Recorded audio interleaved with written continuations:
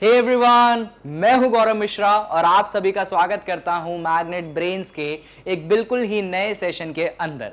और आज के सेशन में हम क्लास 9th के मैथ्स को और आगे बढ़ाने वाले हैं और इस पर्टिकुलर वीडियो में हम क्लास 9th के मैथ्स के चैप्टर नंबर 7 यानी कि जो कॉन्ग्रुएंसी ऑफ ट्रायंगल्स वाला चैप्टर है उसमें बहुत ज्यादा इंपॉर्टेंट जो कि क्राइटेरिया ऑफ कॉन्ग्रुएंसीज होते हैं उसको पढ़ने वाले हैं।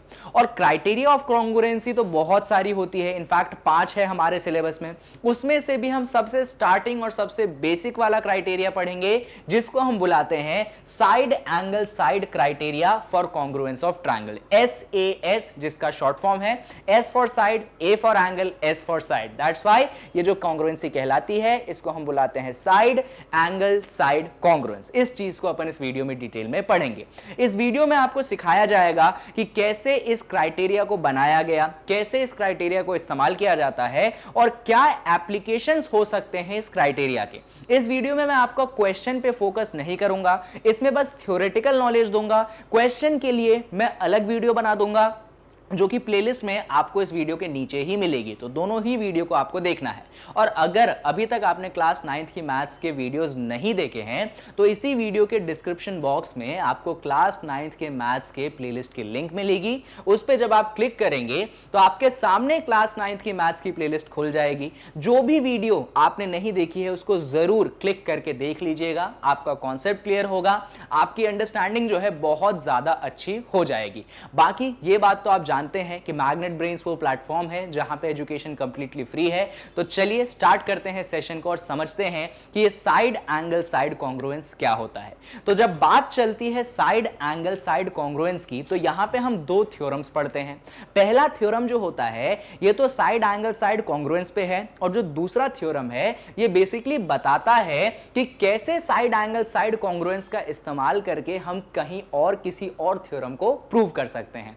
अब सुनिए, यहां पे साइड एंगल साइड कॉन्ग्रुएंस का हमें कोई स्पेशल प्रूफ नहीं देखना है, हम बस थ्योरम पढ़ेंगे, उसको थोड़ा सा समझेंगे, बात खत्म। आपके एग्जाम में भी साइड एंगल साइड कॉन्ग्रुएंस का प्रूफ नहीं आने वाला है। तो सिंपल स्टेटमेंट पढ़ के उसको अंडरस्टैंड करेंगे, हम देख लेंगे कि एप्लीकेशंस कैसे होते हैं। तो चलिए शुरुआत करते हैं हम स्टेटमेंट से।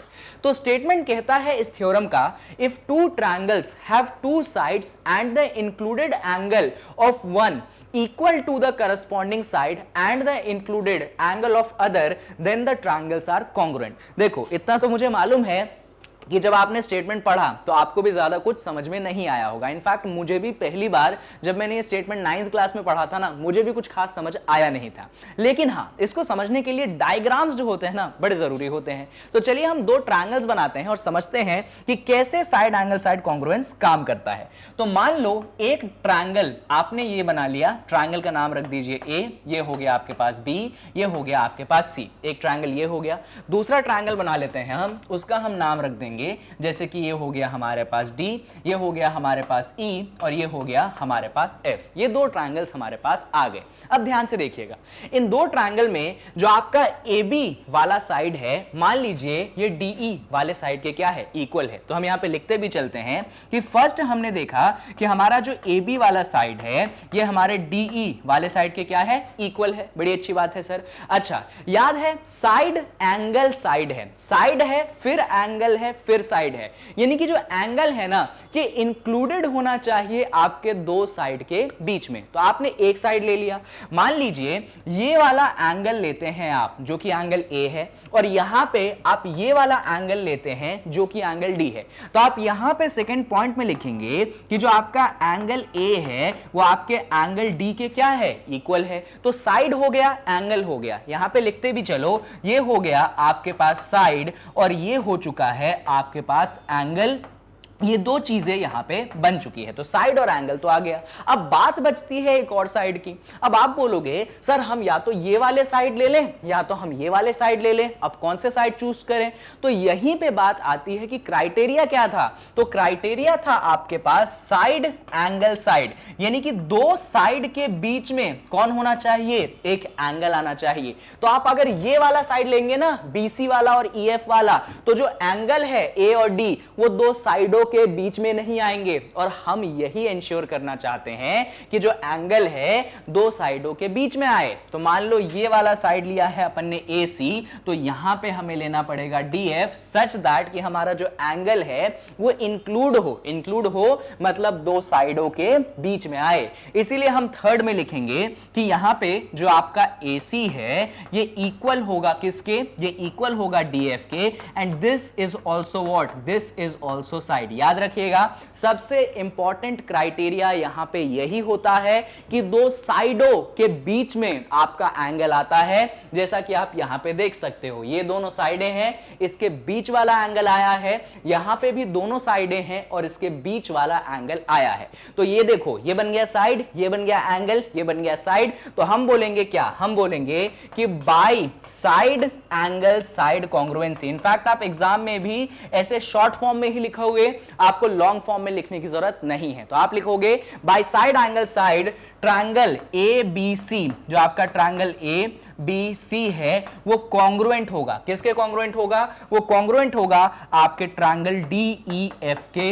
ये बनता है आपके सामने पूरा का पूरा स्टेटमेंट किसका, साइड एंगल साइड कॉन्ग्रुएंसी का।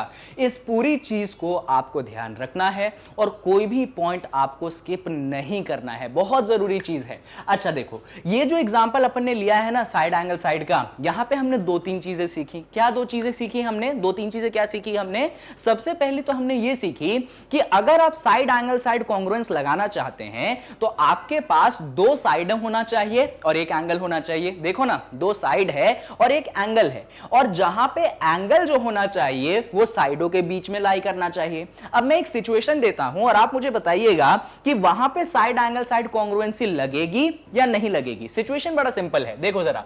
मान लो एक ट्रायंगल हम पिक कर लेते हैं A, यहां पे पिक कर लेते हैं B, ये पिक कर लेते हैं अपन C। दूसरा ट्रायंगल हम पिक कर लेते हैं वापस से, ये हो गया D, ये हो गया E और ये हो गया आपके पास F। एकदम ध्यान से देखना, बहुत इंपॉर्टेंट है। मान लो हमने ये वाला साइड ले लिया कि हमारा जो AB है ये DE वाले के इक्वल है। हम लिख देते हैं कि जो हमारा AB है वो हमारे DE वाले के क्या है, इक्वल है। ठीक है सर, अच्छी बात है। तो ये तो सर आपका साइड हो गया। और फिर हम लिख लेते हैं कि जो हमारा एंगल C है वो हमारे एंगल F के इक्वल है। हमने क्या लिखा कि हमारा जो एंगल C है वो हमारे एंगल F के इक्वल है। ये क्या हो गया, ये हमारे पास एंगल हो गया। और फाइनली हम लिखेंगे कि हमारा जो AC वाला साइड है वो DF वाले साइड के इक्वल है। क्या लिखेंगे कि जो AC वाला साइड है वो हमारे DF वाले साइड के इक्वल है। तो ये क्या हो गया, ये साइड हो गया। तो सर क्या इसको हम साइड एंगल साइड बोल दें, तो बच्चे क्या करते हैं इसको बोल देते हैं। हाँ सर देखो ना दो साइड ले लिया है, एक एंगल ले लिया है आपने, तो लगा दो साइड एंगल साइड कॉन्ग्रुएंसी। पर समझदार बच्चा बोलेगा नहीं सर आप साइड एंगल साइड नहीं लगा सकते हो। क्यों नहीं लगा सकते हो, क्योंकि सर आपने जो दो साइडें चुनी है इन दोनों साइड के बीच में एंगल नहीं आ रहा है। यहां पे जो एंगल आ रहा है ये तो अलग पड़ा है। यहां पे साइडें आपने ये चुनी है तो एंगल भी तो ये वाला आना चाहिए। यहां पे भी साइडें आपने ये चुनी है तो एंगल भी अंदर वाला आना चाहिए। तो यहां पे जो साइड एंगल साइड है वो नहीं लग सकता है। ये है इंपॉर्टेंट चीज जो आपको ध्यान रखनी है कि कैसे साइड एंगल साइड कहां पे लगाना है, कहां पे साइड एंगल साइड नहीं लगाना है। यही चीज मैंने आपको यहां पे सिखाया है। तो फटाफट वीडियो पॉज करके आप इस पूरी चीज को लिखिए। स्क्रीनशॉट मत लीजिएगा, स्क्रीनशॉट ले लेते हो वो फोन में रहता है, अगली बार आप कभी नहीं देखते हो उसको। इसीलिए वीडियो पॉज करो, इस चीज को लिखो कॉपी में, नोट्स बनते चलेंगे। इससे बढ़िया नोट्स आपको कहीं और नहीं मिलेंगे। इसको भी लिखिए और यहां पे आके आप इस पूरी चीज को लिखिए कि कैसे मैंने साइड एंगल साइड यहां पे नहीं लगेगा, ये आपको मैंने समझाया। चलिए तो सर ये दोनों चीजें हमें समझ में आ चुकी है। तो साइड एंगल साइड सर जो पहला वाला आपने केस करवाया था ना ABCDEF, वो बहुत आसान केस था।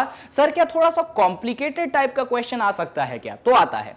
कुछ कॉम्प्लिकेटेड और टाइप के क्वेश्चंस भी कई बार आपसे पूछ लिए जाते हैं साइड एंगल साइड पे। तो एक दो टाइप कॉम्प्लिकेटेड वाले अपन देख लेते हैं। ध्यान से देखिए, मैं वापस से एक ट्रायंगल कंसीडर करता हूं और मान लेता हूं कि ट्रायंगल जो है ये है A, ये है B, ये है C। कोई दिक्कत नहीं सर। मान लीजिए दूसरा ट्रायंगल है आपके पास, इस ट्रायंगल को बोल दीजिए ये है D, ये है ई, ये है एफ, ये आपके पास दूसरा ट्रायंगल है। एकदम ध्यान से देखना, मान लो यहां पे मैंने बोला कि मेरा साइड ए बी है और यहां पे मेरा साइड जो है वो ई एफ है। कौन से साइड लिए हैं मैंने बोला है कि मेरा जो ए बी वाला साइड है वो एक्चुअली किसके इक्वल है, वो मेरे ई एफ वाले साइड के इक्वल है। ठीक है सर, तो ये जो है आपके पास साइड आ गया। हाँ भाई, ये जो है मेरे पास साइड आ गया।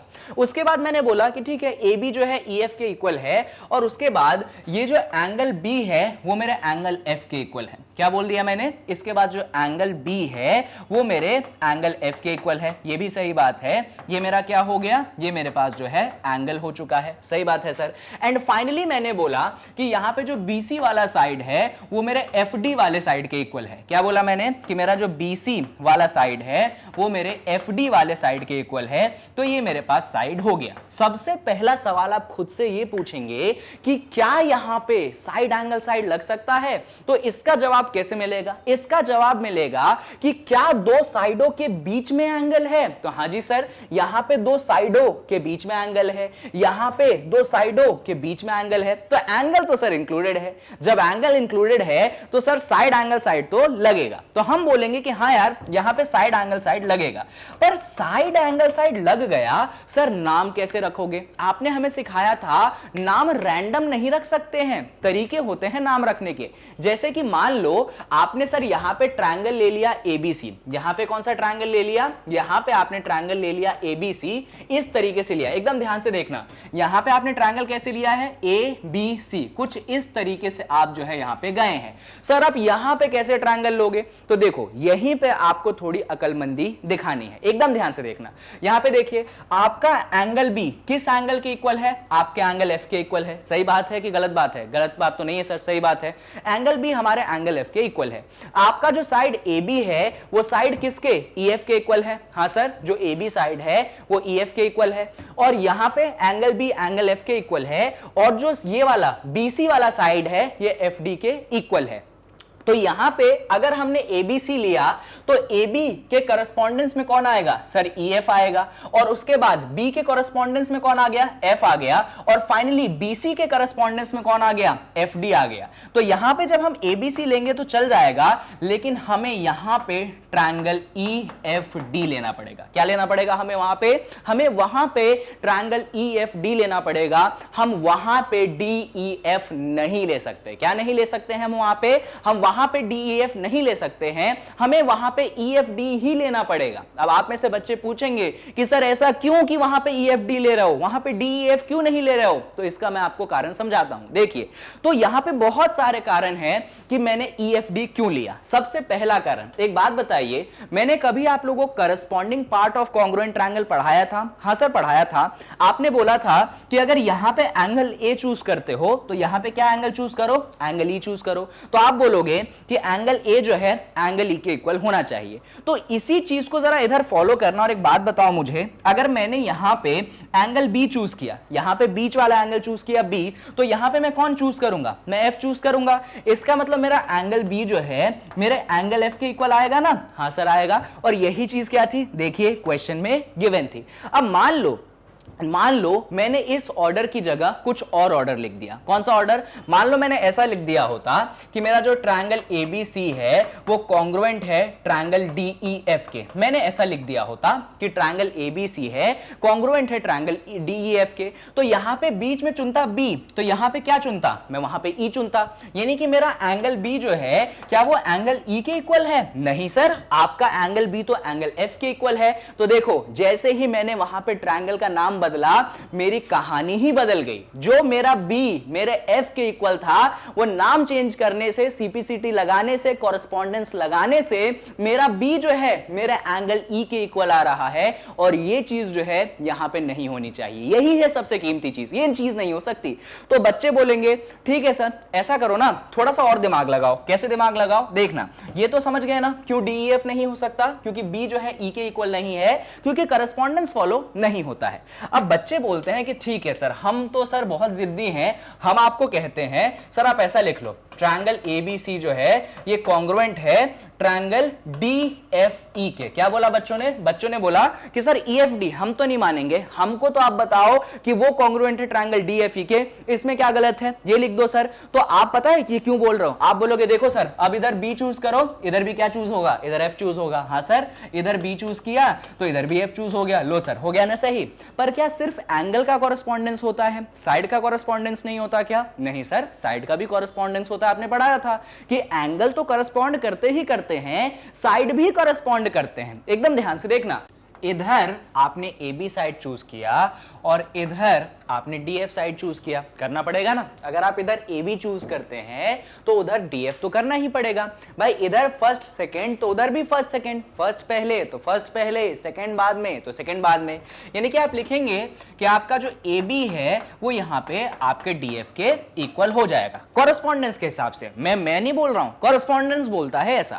अब एक बात बताओ, यहां पे देख के बताना, क्या आपका ए बी डी एफ के इक्वल था? नहीं सर, हमारा तो ए बी ई एफ के इक्वल था, ये चीज गिवन थी। पर आप बता रहे हो कि ए बी डी एफ के इक्वल है, ये मैं नहीं बता रहा हूं, ये आपने बोला था कि सर ये ट्रायंगल ले लो। यानी कि जो आपने ये ऑर्डर लिया ये भी क्या है, गलत है।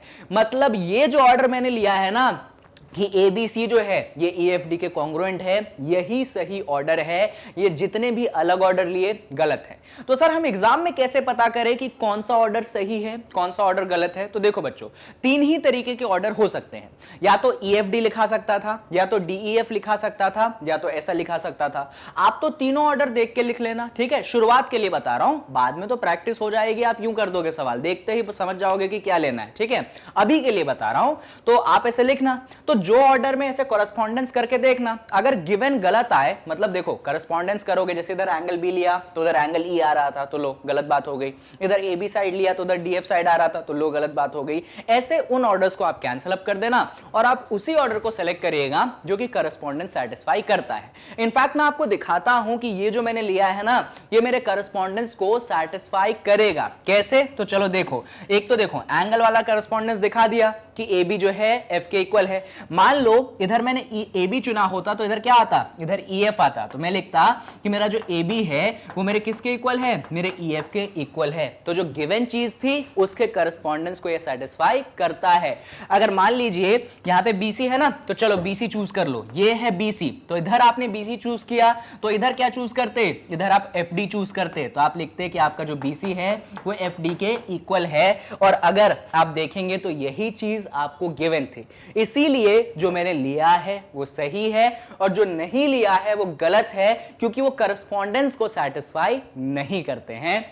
ये होता है सबसे इंपॉर्टेंट चीज जब आप साइड एंगल साइड कॉन्ग्रुएंसी को पढ़ते हो। इनफैक्ट ये चीज सिर्फ साइड एंगल साइड कॉन्ग्रुएंसी में नहीं होल्ड करती है, जितने भी टाइप के क्राइटेरिया हम अभी पढ़ेंगे ना, उन हर क्राइटेरिया में हर एक चीज यहां पे आपकी होल्ड करेगी। तो इन बातों को थोड़ा सा आप ध्यान रखिएगा। चलिए, तो मैंने आपको क्या क्या चीजें पढ़ाई अभी तक? मैंने आपको पढ़ाया है कि साइड एंगल साइड कॉन्ग्रुएंस क्या होता है, उसमें ऑर्डर क्यों मायने रखता है, और कब साइड एंगल साइड लगा सकते हैं, कब साइड एंगल साइड नहीं लगा सकते। जब एंगल साइडों के बीच में इंक्लूडेड है तभी साइड एंगल साइड लगेगा, अगर इंक्लूडेड नहीं है तब साइड एंगल साइड नहीं लगेगा। तो इन बातों को थोड़ा सा आप ध्यान रखिएगा। तो साइड एंगल साइड कायदे से बस इतना ही है। अच्छा, थोड़ा सा अपन सीपीसीटी की बात कर लें क्या? ऑल्दो मैं आपको सीपीसीटी पढ़ा चुका हूं, पर थोड़ी सी बातें आपसे मैं कर लेता हूं।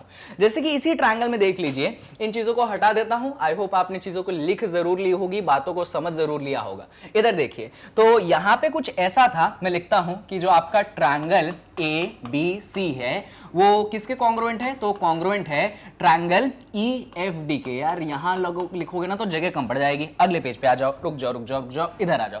तो अपन लिखते हैं यहां पे कि हमारा जो ट्रायंगल ए बी सी है वो कॉन्ग्रुएंट है ट्रायंगल ई एफ डी के। तो हमको बात करनी है सीपीसीटी की। हमको किसकी बात करनी है? सीपीसीटी की। तो हम हमेशा, मैंने सिखाया था आपको, शॉर्ट फॉर्म में लिखते हैं बाय सीपीसीटी। अच्छा, सीपीसीटी का फुल फॉर्म मैंने सिखाया था, corresponding parts of congruent triangle. वापस से बोल देता हूं, corresponding parts of congruent triangle. तो जब आप यहां पे सीपीसीटी लगाएंगे, पहले साइड के कॉरेस्पॉन्डेंस की बात करेंगे, बाद में एंगल के कॉरेस्पॉन्डेंस की बात अपन करेंगे। तो मान लीजिए इधर आपने ए बी चूज किया, तो इधर क्या चूज करोगे, ई एफ। तो आप लिखोगे कि जो आपका ए बी है वो ई एफ के इक्वल है। अब इसमें कोई बड़ी बात नहीं है, ये तो आपको गिवन था। मान लो ए बी का काम हो गया, आपने मान लीजिए इधर बी सी चूज किया, तो आप इधर क्या चूज करेंगे, एफ डी। तो आप लिखेंगे कि आपका जो बी सी है वो आपके एफ डी के इक्वल है। इनफैक्ट ये भी आपको गिवन ही था, कोई बड़ी बात नहीं है। अब इधर मान लीजिए आपने ए सी चूज किया, तो इधर आप क्या चूज करेंगे, ई डी चूज करेंगे। तो आप लिखेंगे कि आपका जो ए सी है वो आपके किसके इक्वल है, आपके ई डी के इक्वल है। ये जो था ना, ये हमें गिवन नहीं था, ये हमने पता लगाया। कहां से पता लगाया, हमने सीपीसीटी से पता लगाया। ये दोनों तो हमें क्वेश्चन में ही गिवन थे, ये हमने पता लगाया किससे, corresponding parts of congruent triangle से। ये फायदा होता है सीपीसीटी को समझने का। अच्छा, ये तो साइड के वो कॉरेस्पॉन्डेंस की बात कर ली, इधर एंगल के कॉरेस्पॉन्डेंस की बात कर लेते हैं। मान लीजिए इधर आपने एंगल ए चूज किया, तो आप इधर एंगल ई चूज करेंगे। तो आप लिखेंगे कि एंगल ए जो है एंगल ई के इक्वल है। ये हमें दिया नहीं था, हमने ये पता किया। इधर आपने अगर एंगल बी चूज कर लिया, इधर अगर आपने एंगल बी चूज कर लिया तो एफ के इक्वल है। तो आप लिखेंगे कि आपका जो एंगल बी है वो आपके एंगल एफ के इक्वल है। तो ये तो गिवन था, इसमें कोई बड़ी बात नहीं। हाँ, लेकिन जब आप यहां पे एंगल सी चूज करेंगे, तो यहां पे डी चूज करेंगे, तो आप लिखेंगे कि आपका जो एंगल सी है वो आपके एंगल डी के इक्वल है। ये बड़ी बातें हैं कि ये दोनों चीजें गिवन नहीं थी, पर फिर भी हम यहां पे निकाल के आए हैं। तो ये फायदे होते हैं जब आप सीपीसीटी को समझ जाते हैं, उसको जब आप पढ़ लेते हैं। तो आई होप चीजें क्लियर हो रही हैं, कहीं पे कोई समस्याएं आपको नहीं है। तो हमने क्या किया अभी तक हमने सिर्फ एक थ्योरम समझी, जो कि हमारे पास साइड एंगल साइड कॉन्ग्रुएंस था। और साइड एंगल साइड कॉन्ग्रुएंस के बाद हमने उसमें सीपीसीटी लगा के बाकी चीजें भी निकाल ली। अब आता है कि क्या सर ये जो साइड एंगल साइड थ्योरम पढ़ाया है इसका प्रूफ है, तो हां, इसका प्रूफ है, पर इसका वैसा वाला प्रूफ नहीं है जो कि प्रूफ आप आज तक करते आए हैं कि गिवन लिखिए, टू प्रूव लिखिए, प्रूफ लिखिए और फिर आप क्वेश्चन सॉल्व करिए। वैसा वाला प्रूफ हमारे पास वैसे तो है, पर हम डिस्कशन नहीं करते हैं। तो सर कैसा वाला प्रूफ डिस्कशन करते हैं? तो इस प्रूफ को डिस्कस करने का तरीका है थोड़ा सा पेपर कटिंग मेथड। याद है बचपन में अपन पेपर कट करके चीजें करते थे, वही कुछ इस्तेमाल आप यहां पे करेंगे। इनफैक्ट ये वाला जो थ्योरम है, इसको प्रूफ क्लास में कुछ टीचर्स, अच्छे टीचर्स जो होते हैं, वो क्या करते हैं, एक पेपर लेते हैं, उस पे दो ट्रायंगल बनाते हैं, उन दोनों को कट करते हैं, तो वो एक दूसरे को अगर एकदम, क्या मैंने शब्द सिखाया था, सुपर इंपोज कर दे, कोइंसाइड कर दे, सुपरपोज कर दे, तो वो कॉन्ग्रुएंट है। मैं आपको यहां पे वो एक्टिविटी बता देता हूं। देखिए, तो प्रूफ जो है मैं एक्टिविटी के माध्यम से बता रहा हूं, तो थोड़ा ध्यान से सुनिएगा, एकदम ध्यान से देखना। मान लो हम एक इमेजिनरी पेपर लेते हैं, ठीक है, ये समझ लीजिए जो बोर्ड जो है ना, एक इमेजिनरी पेपर है। तो इस इमेजिनरी पेपर पे अब ट्रायंगल बनाना आपको आना चाहिए, ठीक है। चलिए, तो एक ट्रायंगल आपने ले लिया एबीसी, ठीक है। इस एबीसी में मान लीजिए 3 है, ये 4 है, और ऐसा ये दो साइड ले लिए, और मान लीजिए ये एंगल जो है आपके पास 90 डिग्री है, ऐसा है, ठीक ठीक सर। अच्छा, मान लो यहां पे एक दूसरा ट्रायंगल ले लेना, ये जो दूसरा ट्रायंगल ले लेना, इसका नाम आप DEF रख देना। इसमें इस साइड को 3 रखना, इसको 90 डिग्री रखना, और इसको जो है आप यहां पे 4 रखना, ठीक है सर। जब आप ऐसे दो ट्रायंगल बनाओगे तो इन दोनों ट्रायंगल को कट कर लेना। भाई पेपर है ना, बोर्ड को नहीं कट करना है, पेपर है, तो उन पेपर पे ऐसे कैंची से कुतर लेना, इसको भी और इसको भी। जब आप इन दोनों को कुतर लोगे, मतलब काट लोगे, और इन दोनों को एक दूसरे पे सुपरपोज करोगे ना, मैं गारंटी से बता रहा हूं आपको, एक दूसरे को वो सुपरपोज करेंगे, एकदम परफेक्ट सुपरपोज करेंगे। हो ही नहीं सकता है कि वो एक दूसरे को सुपरपोज ना करे।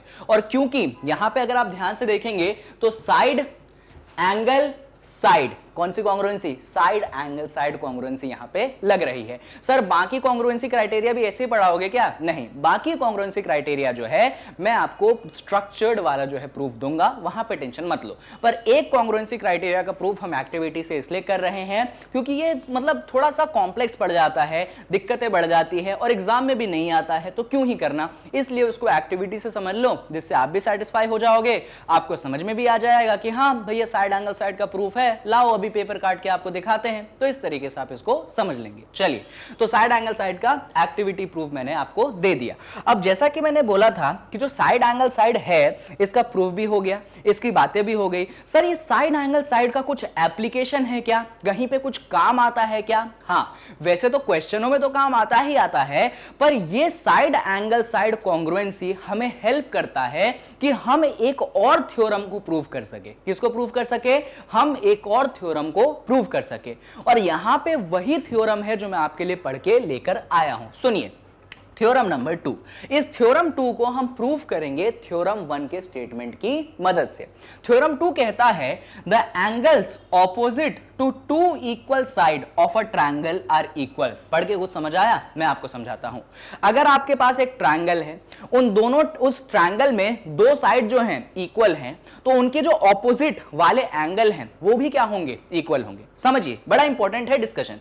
तो सर ऐसा आप कुछ कह रहे हो कि एक ट्रायंगल है उसमें दो साइड इक्वल हैं? सर आपने हमें जो इंट्रोडक्शन दिया था ट्रायंगल का, वहां पे आपने हमसे ये बात की थी कि जब एक ट्रायंगल में दो साइड इक्वल होते हैं तो उस ट्रायंगल को हम बुलाते हैं, क्या बुलाते हैं? उस ट्रायंगल को हम बुलाते हैं आइसोसेलेस ट्रायंगल। तो यहां पे जो थ्योरम 2 की मैं बात कर रहा हूं, ये आपके आइसोसेलेस ट्रायंगल पे ही होल्ड करती है, ठीक है? तो आइसोसेलेस ट्रायंगल के लिए स्पेशल थ्योरम यहां पे हम लेकर आए हैं। इनफैक्ट ये थ्योरम मैं आपको पहले भी सिखा चुका हूं, मतलब बता चुका हूं इंट्रोडक्शन वीडियो में। देखिए, ये थ्योरम कुछ ऐसा कहता है कि मान लीजिए आपके पास एक ट्रायंगल है ABC, ठीक है सर? इस ABC वाले ट्रायंगल में मान लो जो आपका AB वाला साइड है आपके AC वाले साइड के इक्वल है। क्या है? जो आपका AB वाला साइड है आपके AC वाले साइड के क्या है? इक्वल है। तो जब साइडें इक्वल हैं तो यहां पे एक एंगल बनेगा B और एक एंगल बनेगा C। ये दोनों भी क्या होने चाहिए? इक्वल होने चाहिए। क्यों इक्वल होने चाहिए? तो ये एंगल जो है इस साइड के ऑपोजिट है और ये एंगल जो है आपके इस साइड के ऑपोजिट है। जो एंगल इक्वल साइड के ऑपोजिट होते हैं वो एंगल्स क्या होते हैं? इक्वल होते हैं। समझिए, मान लीजिए आपके सामने मैं एक ट्रायंगल बनाता हूं, ठीक है? बना देते हैं। मान लीजिए इस ट्रायंगल में ये हमारे पास A है, ये हमारे पास B है, ये हमारे पास C है, ठीक है सर?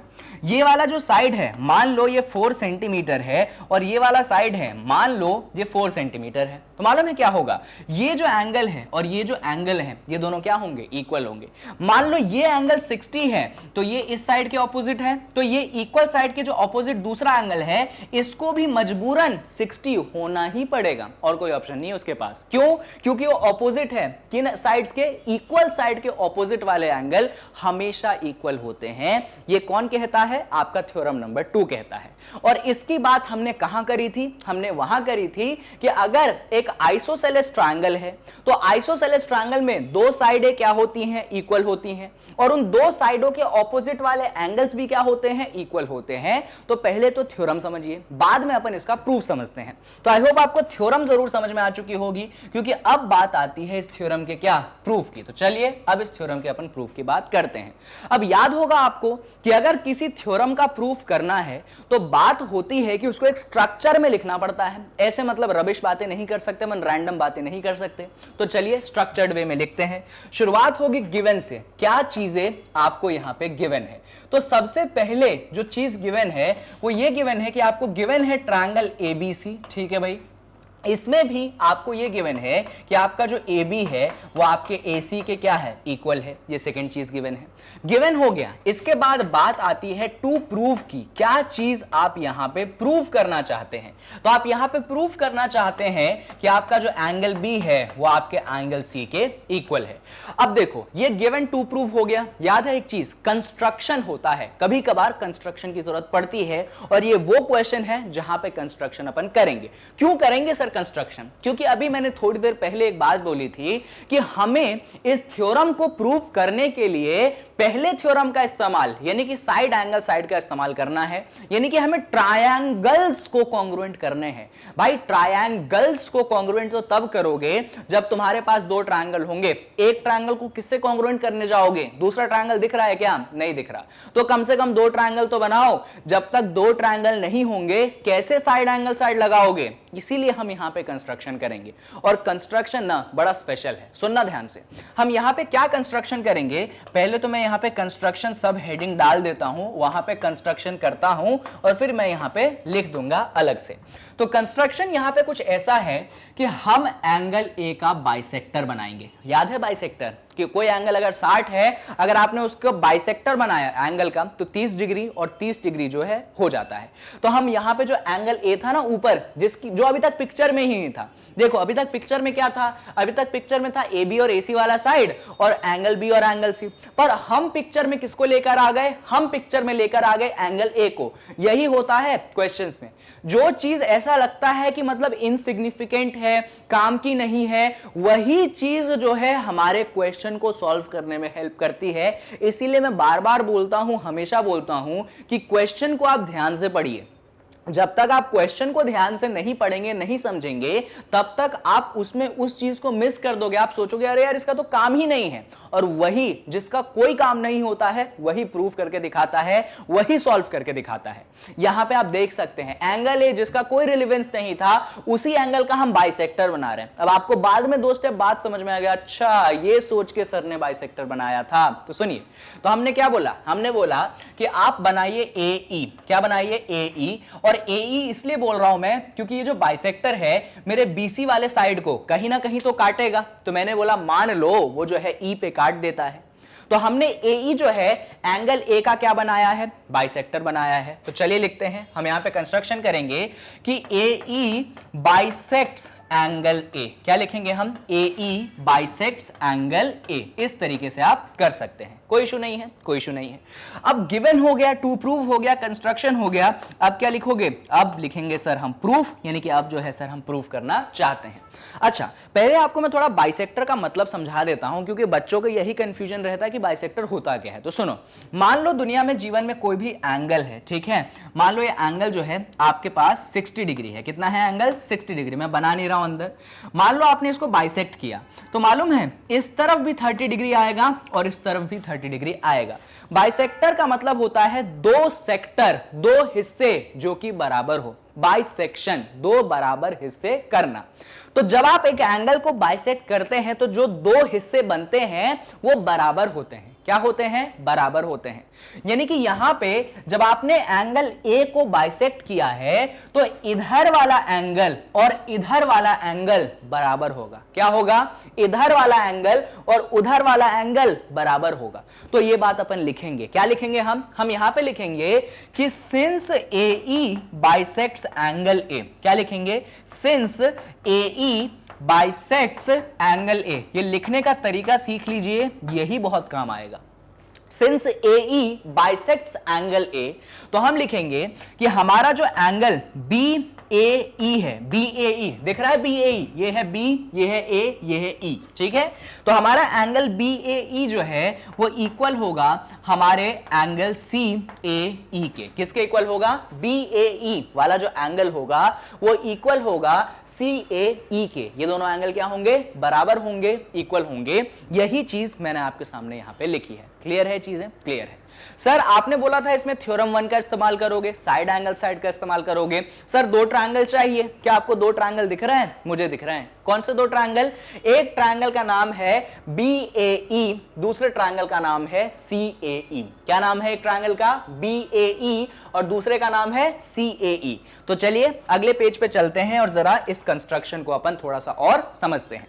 तो हमने अभी देखा, ऑल्दो इस डायग्राम में दोनों ट्रायंगल जुड़े हुए हैं, पर मालूम है मेरा क्या मन करता है, दोनों ट्रायंगल को अलग अलग बनाओ। भाई माना जुड़े हुए हैं, पर दोनों को थोड़ा सा सेपरेट बनाओ ना, जिससे कॉन्ग्रुएंसी को हम विजुअलाइज कर पाए।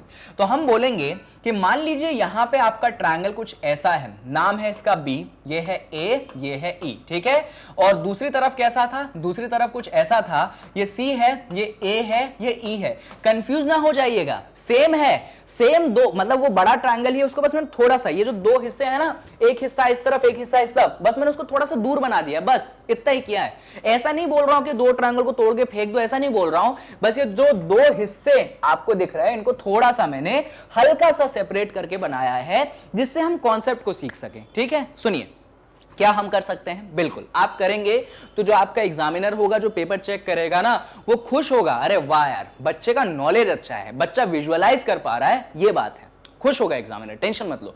जो चीजें मैं करता हूं वो सारी चीजें आप अपने एग्जामिनेशन पेपर में कर सकते हैं, कहीं पे कोई दिक्कत आपको महसूस नहीं। चलिए देखिए, तो यहां पे ये 2 ट्रायंगल्स की बात अपन कर लेते हैं। तो कौन से 2 ट्रायंगल्स लिए हैं, पहला लिया है हमने ट्रायंगल बी ए ई, और दूसरा ट्रायंगल हमने लिया है सी CAE, ये दोनों ट्रायंगल्स हमने यहाँ पे लिए।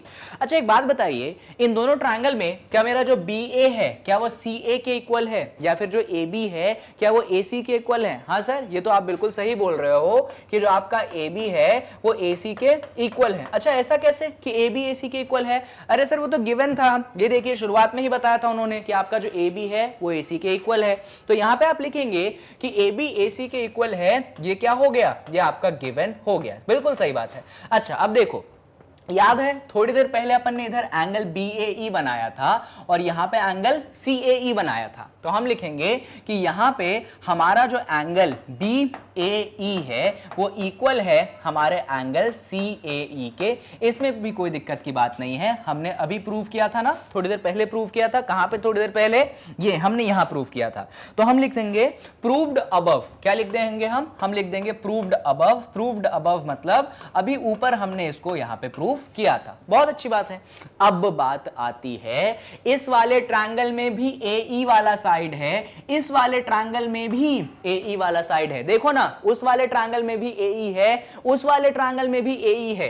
तो हम लिखेंगे कि यहां वाला AE जो है भाई यहां के AE के इक्वल होगा, इसमें तो कोई डाउट नहीं है। अब दोनों ट्रायंगल में AE साइड है, इक्वल तो होगा ना। अच्छा ऐसा क्यों हम कर रहे हैं? तो देखिए, अगर इस ट्रायंगल में आप देखेंगे, इस मेन ट्रायंगल में देखोगे तो ये छोटा, इन दोनों में कौन कॉमन साइड है? AE जो है कॉमन साइड है ना, तो दोनों इक्वल होंगे कि नहीं होंगे? बिल्कुल इक्वल होंगे। तो यहां पे आप ब्रैकेट में लिख देंगे कॉमन साइड। क्या लिखेंगे आप यहां पे ब्रैकेट में? आप ब्रैकेट में लिखेंगे कॉमन साइड। तो अब देखिए यहां पे एक बात बताओ मुझे, क्या साइड एंगल साइड कॉन्ग्रुएंसी लग सकती है? हाँ सर लगेगी। क्यों लगेगी? ये देखिए सर, दो साइडें हैं, दो साइड के बीच में एंगल है, दो साइडें हैं उसके बीच में एंगल है, तो क्यों नहीं लगेगा sir side angle side congruency? बिल्कुल लगेगा। तो ये हो गया आपके पास साइड, ये हो गया आपके पास एंगल, और ये हो गया आपके पास साइड। ऐसे मेंशन कर दीजिएगा। और साइड एंगल साइड तभी लगता है जब दो साइडों के बीच में एंगल आपका आता है। तो आप यहां पे लिखेंगे by side angle side congruency. क्या लिखेंगे आप यहां पे? आप यहां पे लिखेंगे by side angle side congruency. हमारा जो ट्रायंगल BAE है वो क्या होगा? वो कॉन्ग्रुएंट होगा। किसके कॉन्ग्रुएंट होगा? हमारे ट्रायंगल CAE के कॉन्ग्रुएंट। सर हमें कॉन्ग्रुएंट नहीं प्रूव करना था, मालूम है सर हमें क्या प्रूव करना था? हमें प्रूव करना था कि हमारा एंगल B जो है हमारे एंगल C के इक्वल है। अब देखो वो भी प्रूव कर देंगे, क्योंकि मैंने आपको पढ़ाई थी एक चीज जिसको कहते हैं CPCT, corresponding parts of congruent triangle. तो हम यहां पे लिखेंगे बाय CPCT यानी कि by corresponding part of congruent triangle. यहां पे अगर आप चूज करते हैं एंगल B को, तो यहां पे आप चूज करोगे एंगल C को। आप लिखोगे कि बाय CPCT हमारा जो एंगल B है वो हमारे एंगल C के क्या है? इक्वल है। लो भाई लिख दिया हमने कि हमारा जो एंगल B है वो हमारे एंगल C के क्या है? इक्वल है। तो जो चीज हमें प्रूव करनी थी उस चीज को हमने यहां पे प्रूव कर दी है। फटाफट क्या करिए, इस चीज का भी स्क्रीनशॉट ले लीजिए अच्छे से, डिटेल में कुछ भी मत छोड़ना, और यहां पे आके इस चीज का भी आप स्क्रीनशॉट ले लो। और इसी के साथ ये जो वीडियो था अपना किस पे? साइड एंगल साइड के डिस्कशन पे, वो खत्म होता है। मैंने आपको दोनों थ्योरम्स बताई, पहले थ्योरम का स्टेटमेंट समझाया, उससे जुड़ी हुई बातें सिखाई, फिर मैंने थ्योरम 2 समझाया, उसका तो मैंने आपको पूरा स्ट्रक्चर्ड प्रूफ भी यहां पे दिया है। तो चलिए वीडियो को एंड करते हैं और आपको लास्ट में जाते जाते मैं मैग्नेट ब्रेन्स के वेबसाइट के बारे में बता देता हूं। एजुकेशन यहां पे भी कंप्लीटली फ्री है, पर वेबसाइट इसलिए यूजफुल है क्योंकि यूट्यूब पे जो होता है ना, कई बार वीडियो स्किप हो जाते हैं। देखिए यूट्यूब पे कोई समस्या नहीं है, पर वीडियोस अगर स्किप हो जाए तो आप जरूर विजिट करिएगा वेबसाइट को। वहां पे आप टाइप करिएगा www.magnetbrains.com, आपके सामने वेबसाइट खुलेगी। इस वेबसाइट पे जाइएगा, यहां पे CBSE इंग्लिश मीडियम में क्लास 9 सेलेक्ट करोगे तो क्लास 9 से रिलेटेड सारी चीजें आपके सामने होंगी। ये मैथ्स NCERT वाला है, इसमें वॉच नाउ पे क्लिक कर देना, पूरा कोर्स आपके सामने होगा। जो भी वीडियो लगे उस पे क्लिक करना, वीडियो प्ले हो जाएगी, एंड दैट टू क्या? फ्री ऑफ कॉस्ट, यानी कि कोई भी पैसा आपको देना है नहीं। तो 3 काम जरूर करने हैं आपको। वीडियो को लाइक करना है, चैनल को सब्सक्राइब करना है, जितना हो सके आपको वीडियो को जो है शेयर करना ही करना है, और कमेंट बॉक्स बॉक्स आपके सामने है, जरूर कमेंट करिएगा कि वीडियो कैसा लगा। कोई डाउट हो इस वीडियो से रिलेटेड, इस टॉपिक से रिलेवेंट में, तो प्लीज उसको पुट फॉरवर्ड कीजिएगा। So that's all for this video. I hope कि आपको सारी चीजें समझ में आई होंगी। कमेंट करना जरूरी है। बाकी अगली वीडियो में आपको साइड एंगल साइड जो कॉन्ग्रुएंसी मैंने पढ़ाई है, इसके बेसिस पे मैं कराऊंगा आपको बहुत अच्छे लेवल के एग्जांपल। एनसीईआरटी के एग्जांपल्स तो करवाऊंगा ही करवाऊंगा, उसके साथ में मैं आपको और दमदार एग्जांपल्स जो अलग अलग बुक्स होती है ना, उनसे भी करवाऊंगा। तो चलिए, take care and stay tuned at Magnet Brains for further videos.